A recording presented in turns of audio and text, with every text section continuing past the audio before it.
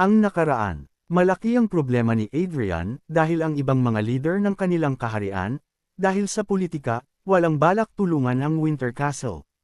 Kaya lang pinagaan ni Vale Bolorhard si Adrian na malapit na nito maabot ang Enlightenment, kaya hindi babagsak ang Winter Castle. Ika-42 na kabanata. Dito gumawa ng request letter si Maximilian sa utos ni Adrian, na humingi uli ng tulong sa iba't ibang leader ng kanilang kaharian na magpadala ng tulong rito sa Winter Castle. Nagtataka ang ikalawang prinsipe sa utos na ito ni Adrian, talaga ba raw makikinig ang ibang mga leader kapag pangalan niya ang nilagay kaysa sa pangalan ni Adrian? Kasi nang hingi na ng request si Adrian pero hindi ito pinakinggan ng ibang leader, nasabi ng ating bida, huwag kang mag-alala, pag pangalan mo nakalagay dyan, siguradong pupunta sila. Sabi pa ni Adrian, kahit na tinanggihan nila ang request ko, at kahit wala silang balak tukungan ng kapatid ni ina na aking guardian ngayon, hindi nila magagawang baliwalain ang request ng ikalawang prinsipe na lalo pat nakikita nila sa iyo ang maaari kang maging hari ng ating kaharian. Wala nang problema si Adrian sa karagdagang tulong, alam niyang pupunta sila, kaya lang ang inaalala nito ay kung darating raw sa tamang oras ang mga karagdagang puwersa. Agad pa itong lumingon sa kanyang kapatid, at tinawag ang pangalan nito, Maximilian, tawag nito. Sabi pa ni Adrian, kapatid, pag may nangyaring hindi maganda, kailangan mong magtayo ng puwersang pagdepensa sa ating kaharian, na agad namang nataranta ito, dahil parang naghahabili na ang kanyang kuya. Sabi ni Adrian, kulang tayo sa puwersa ngayon, pero kahit na ganon, ang mga tao rito sa Winter Castle ay hindi iiwan ang lugar na ito. Dito ay agad na hinawakan ni Maximilian ang kanyang kuya, pero kuya, hindi ka taga rito, huwag mong ibuwis ang buhay mo, sabi nito. Sabi pa ni Maximilian, kuya, pag bumagsak ang Winter Castle, at sinalakay nila ang kaharian, mas kailangan ka ng mga sundalo natin kaysa sa akin, sabi nito. Na ang ating bida ay bigla na lang napangiti sa mga sandaling ito sa pagkarinig sa mga sinabi ni ng kanyang kapatid.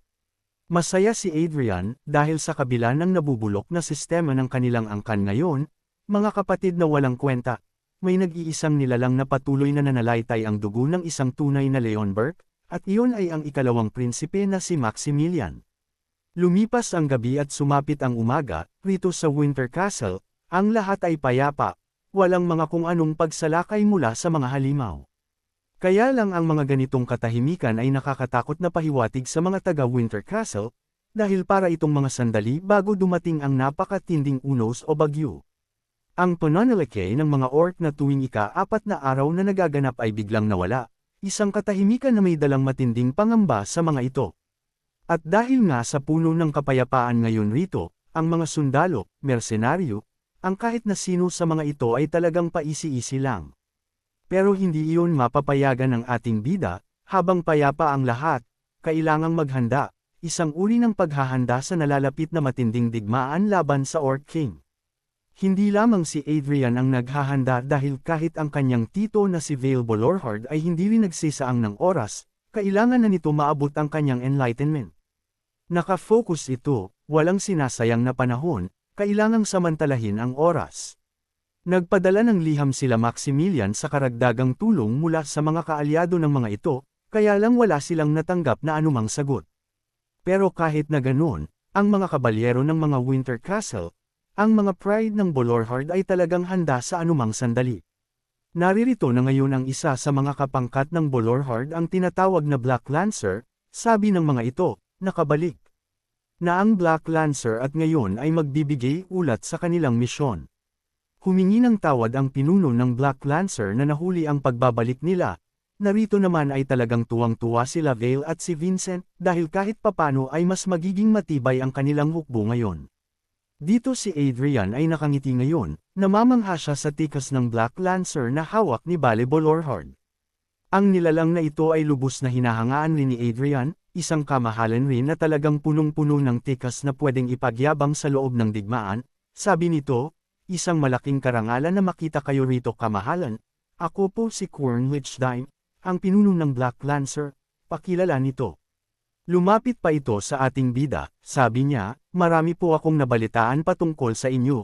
Marami akong narinig mula kay Vincent kung gaano katindi ang pagsugod hukbo sa mga kalaban kasama kayo kamahalan, na si Vincent naman sa likuran ay nahihiya-hiya ngayon. Dito ay lumingon si Quern sa likuran niya, at nagsabi na maaaring manibago si Adrian sa mga susunod na mangyayari. Dahil ang Black Lancer raw ay ang pinakamalakas at mahusay pagdating sa pagsugod sa mga kalaban sa buong Bolorhard. Kaya sabi ni Quern na nasa sabik na siyang makasama si Adrian pagdating sa pagsugod sa mga kalaban, kaya ginanahan rin ng ating bida, gusto rin niya makita kung anong ibubuga ng Black Lancer. Sa pagdating ng Black Lancer, hindi na nag-aksaya pa ang bawat isa. Patuloy na naghanda ang Winter Castle. Kasama ang pangkat ng Black Lancer, dito ay handa na ang mga ito sa anumang digmaan na maaarayin dumating.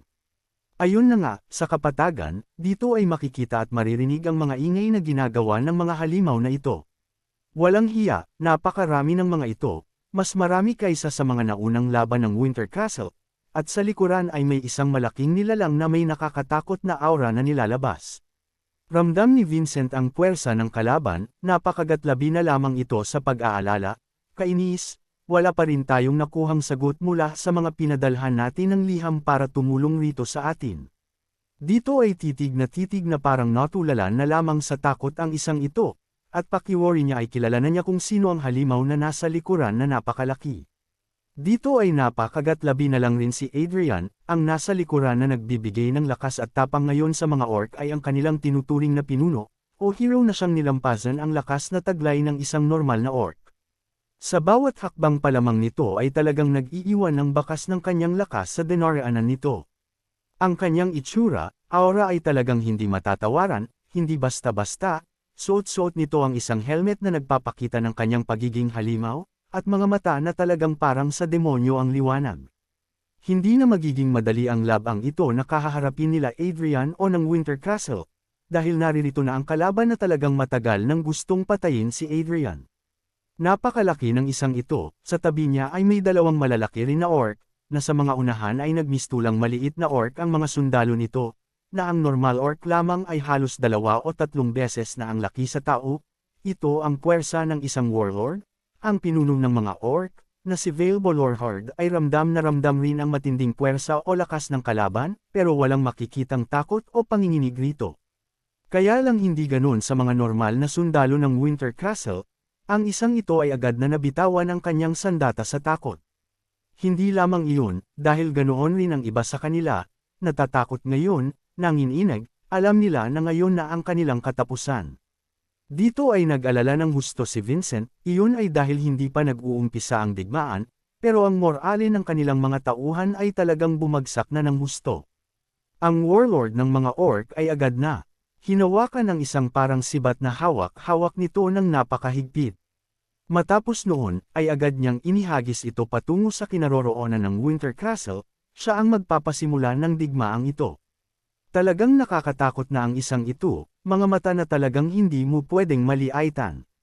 Rito ay hayagan na makikita kung anong hukbo ang naririto ngayon, ang pinakamalaki sa kanila ay ang warlord na nasa gitna.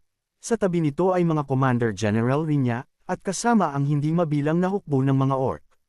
Na dito naman ngayon ay hayagang nakikita natin ang paglipad ng isang sibat na may bandila ng mga orc patungo sa teritoryo ng Winter Castle. Dito ay gulat na gulat ang isang ito sa ginawa ng kalaban, dahil talagang isang deklarasyon ang ginawa nito. Ang mga ito rin ay talagang nanigas na parang mga poste sa mga sandaling ito sa nangyari. Lahat sila ay nakatingala sa isang derrick sayon, sa lugar kung saan bumagsak ang sibat na inihagis ng kalaban. Ayun na nga, ang bandila ng mga orc ay bumagsak sa pinakamataas na bahagi ng teritoryo ng Winter Castle, isang deklarasyon na sasakupan nila ngayon ang Winter Castle, na malinaw kay Vale na talagang digmaan ang gusto ng warlord ng mga orc. Dito ay naiinis si Vale, kaya agad niyang kinuha ang kanyang sandata ngayon sa kanyang likuran, sabi nito, dahil nakatanggap tayo ng regalo ngayon, dapat lang tayong magpadala rin sa kanila. Kaya lang biglang sumigaw ang isa sa mga sundalo ni Vale, at nagsabi na may tao raw na umaakyat sa itaas, kung saan naruroon ang bandila ng warlord. Ang naririto ngayon ay walang iba kundi ang ating bida na si Adrian. Ano kayang nasa isip ng isang ito? Ganap na kaya ang lakas nito para talunin ang warlord ng mga orc? Agad nilang nakilala na ang Amkayat sa itaas ay ang unang prinsipe, na sa lugar na kinaroroonan ni Adrian ay tanaw niya kung gaano katindi ang hukbo ng mga kalaban. Nagtataka naman si Vale ngayon kung anong ginagawa ni Adrian sa itaas. Anong gagawin ng isang iyon roon? Tanong ni Vale sa sarili. Dito ay agad na inilabas ni Adrian ang kanyang espada, mukhang puputulan niya ang bandila na ito ng Warlord, para sagutin ang ginawa ng kalaban. Ayun na nga, walang ano-ano'y tinagpas ni Adrian ang bandila na ito ng kalaban, isang deklarasyon rin ng ating bida, na hindi pagmamay-ari ng mga orc ang Winter Castle. Matapos noon, isang ngiting mapang-asar ang lumabas sa mukha ng Mokom na ito, talagang apakatapang at tao, hindi atakbo. Matapos maputol ang bandila ng Warlord rito, agad itong kinuha ng ating bida, at magbibida-bida na naman ito. Sumigaw si Adrian, ang makuha ang bandila ng kalaban na hindi nag-uumpisa ang digmaan ay napakagandang simulain ito, sabi ng ating bida, na parabang sinasabi niya na karagdagan ito sa kanyang puntos. Dito naman ay natawa na lang si Vincent, sabi nito, bakit ba adik na adik iyon sa mga badayla? Natatawang sabi nito, na si Vale naman ay hindi mo ari kung ano ang mararamdaman nito. Dito ay natawa na lang rin ang ibang mga sundalo na kaninang natatakot, sabi ng mga ito, dahil bandila iyon ang hari ng mga orc, siguro nasa 50 points iyon. Sabi pa ng isa, kung ganoon, hindi na talaga natin maabutan ang unang prinsipe. Hindi na rin makakahabol ang ating kapitan, na napalingon na lang sa gulat si Vincent. Matapos noon, ang ating bida ay hinay pa na isang trompeta na hindi ko alam saan niya ito nakuha. Sa pagpapatunog nito ng ating bida, dito ay itinataas niya ang morale ng hukbo ng Winter Castle, para bumalik ang tiwala ng mga ito at hindi matakot sa mga kalaban. Ayun na nga, dito ay nagsisimula ng umawit ng war hymn ang mga ito. Isang martial hymn na ginawa ng ating bida para sa Winter Castle. Dahil doon, nagsimula ng umipekto ito, kaya ganado na si Vincent. Matapos kunin ang kanyang espada sa lalagyan nito, sumigaw ito, maghanda sa laban, at agad na umilo ang aura nito na kokonek sa lahat. Ganon na rin ang iba pang mga kasama rito, ang hinawakan na rin nila ang kanilang mga sandata, para maghanda sa laban. At habang patuloy na inaawit ang martial hymn nila, ang mga ito ay talagang punong-puno na ng lakas at tibay. Mula sa itaas, ang mana heart aura ni Adrian ay agad kumakalat sa paligid. Ito ay nagbibigay ng matinding buff sa kanyang mga kasama. Dito ay napabuntong hininga na lang ito sa kasiyahan sa ginawa ni Adrian, sabi nito, talagang napaka-busy ngayon ni Ian, nakangiting sabi nito. Biglang kumawala ang aura nito, sabi niya, kung hahayaan ko lang na si Ian ang kumilos. Nakakahiya naman ako ang commander nito, anong mukha na lang ang ihaharap ko sa aking mga tauhan. Dito agad na itinaas ni Vale ang kanyang sibat, hinawakan ng napakahigpit. Bumuelo ito ng napakalakas para pakawalan ang pag-atakeng ito pabalik sa warlord ng mga orc. Ayun na nga, nang kumawol ang sibat ni Vale sa kanyang kamay isang pagsabog ng aura ang lumabas sa kamay nito, mukhang naabot na ata ni Vale ang lakas na ninanais nitong abutin. Geiji, napakatindi, parang Kamehame Wave ni Goku. Ang dinaanan ay wasak, at talagang nabawian kaagad ng buhay ang mga napuruhan, at nagkapinsala naman ng malala ang mga nadaplisan. Mula sa kinatatayuan ni Vale, kitang-kita ang isang hanay ng mga kalaban ang nawalis ng commander ng hukbo ng Winter Castle. Tuwang-tuwa ang mga sundalo ng Winter Castle, ibang klase, ang mga siraulong mga orc na iyon ay nawalis ng ganun-ganun lang sa isang bato lang ng sibat ng ating commander.